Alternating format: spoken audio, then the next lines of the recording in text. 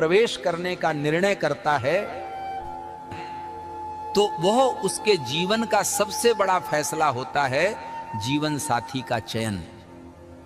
बिल्कुल वैसा ही है जैसे अच्छा बीज बोना, अगर बीज अच्छा हो तभी वृक्ष फल देता है। वैसे ही अगर नारी का स्वभाव सात्विक और शांत हो तो जीवन में सुख, धर्म और संतुलन आता है। बेटा, नारी केवल शरीर नहीं होती, वो एक शक्ति होती है। अगर उसका स्वभाव कोमल हो, सहनशील और करुणा से भरा हो तो वह लक्ष्मी के समान होती है। लेकिन अगर उसमें कठोरता, कड़वी वाणी और जलन हो तो वही नारी विनाश का कारण बन जाती है। बेटा, कठोर स्वभाव वाली नारी को पहचानना मुश्किल नहीं होता। उसका चेहरा दुख में भी सख्त रहता है, उसकी बातों में मिठास नहीं होती। वो हर समय दूसरों की बुराई, निंदा और घृणा में डूबी रहती है। उसकी नजर में लोभ और सब पर अधिकार रखने की भावना होती है। बेटा, जो स्त्री हमेशा असंतुष्ट रहती है वो प्रेम नहीं बल्कि दूसरों पर नियंत्रण रखना चाहती है। चाहे उसे कितनी भी सुविधाएं क्यों न मिल जाएं, जो हर बात में झगड़ा करती है, हर रिश्ते में शक करती है, वो घर में कलह और दुख पैदा करती है। संतोष ही स्त्री का सबसे बड़ा गहना है। जहां संतोष नहीं वहां शांति नहीं। जो सामने मीठी बातें करे पर पीछे जहर बोए, वो घर को नरक बना देती है। बेटा, जिस स्त्री की वाणी में तो मिठास हो लेकिन मन में चालाकी और धोखा हो, युद्ध के मैदान में दुश्मन से तो बचा जा सकता है पर घर के अंदर ऐसी कुटिल स्त्री से बचना बहुत कठिन होता है। बेटा, अगर नारी पुरुष के धर्म और अच्छे कर्म में साथ दे तो वह धर्म पत्नी कहलाती है। पर अगर वह पुरुष के अच्छे विचारों का मजाक उड़ाए, उसके अच्छे कर्मों में बाधा डाले, तो वो मोह और दुख का कारण बनती है। जो स्त्री अपने पति को बांधने की कोशिश करती है वो खुद भी बंधन में फंस जाती है। बेटा, विवाह केवल समझौता नहीं, यह एक पवित्र संस्कार है। इसमें स्त्री और पुरुष दोनों को धर्म, अर्थ, प्रेम और मोक्ष के रास्ते पर साथ चलना होता है।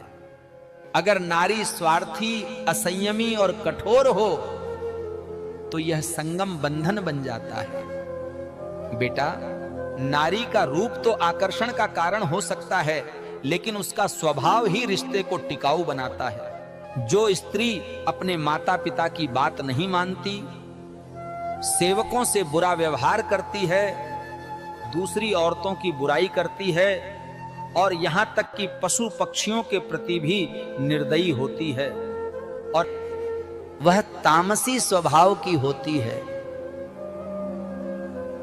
बेटा, शास्त्रों में कहा गया है कि विवाह से पहले नारी के गुण, उसके विचार, व्यवहार और धर्म के प्रति उसके भाव की परीक्षा जरूरी है। जो केवल रूप देखता है और गुण नहीं देखता, वो मोह में फंस जाता है। मोह से बुद्धि बिगड़ जाती है और जब बुद्धि बिगड़ जाए तो निर्णय जीवन को पतन की ओर ले जाता है।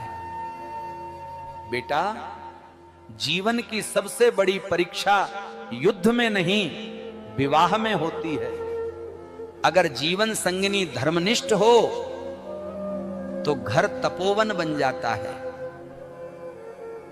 पर अगर वो क्रूर और स्वार्थी हो तो वही घर जहर, दर्द और बंधन का कारण बन जाता है। इसलिए बेटा, निर्णय हमेशा मन से नहीं बुद्धि से करना चाहिए। नारी की पहचान उसके शब्दों, उसके कर्मों और उसकी करुणा से करना चाहिए। वही नारी सही है जो तुझे ईश्वर के पास ले जाए, ना कि मोह और शंका के जाल में फंसा दे। बाबा जी, तो क्या फिर इस प्रकार की स्त्रियों की समाज में कोई जगह नहीं है? बेटा नहीं जा, ऐसा नहीं है कि किसी भी स्त्री की समाज में जगह नहीं है। हर आत्मा ईश्वर की सृष्टि है और हर आत्मा में सुधार और प्रकाश की संभावना होती है। जो स्त्रियां कठोर, ईर्ष्यालु या कटु स्वभाव की होती हैं, वे भी बुरी नहीं होती। बस दुख, असुरक्षा या अधूरेपन की कैद में होती हैं। कभी कभी जीवन के अनुभव, अपमान या उपेक्षा इंसान को ऐसा बना देते हैं। इसलिए बेटा, ऐसे लोगों को तिरस्कृत नहीं करना चाहिए, बल्कि उन्हें सहानुभूति, प्रेम और सही दिशा की जरूरत होती है। जैसे बंजर भूमि में भी बीज डालो तो पानी और देखभाल से हरियाली आ जाती है, वैसे ही किसी कठोर हृदय में भी प्रेम से परिवर्तन लाया जा सकता है। समाज तब संतुलित बनता है जब वह केवल गुणी लोगों को नहीं बल्कि गुमराह लोगों को भी सही राह दिखाने की क्षमता रखता है। ईश्वर ने किसी को व्यर्थ नहीं बनाया, हर आत्मा उसके लिए प्रिय है। बस कोई अपनी रोशनी जल्दी पा लेता है, कोई देर से।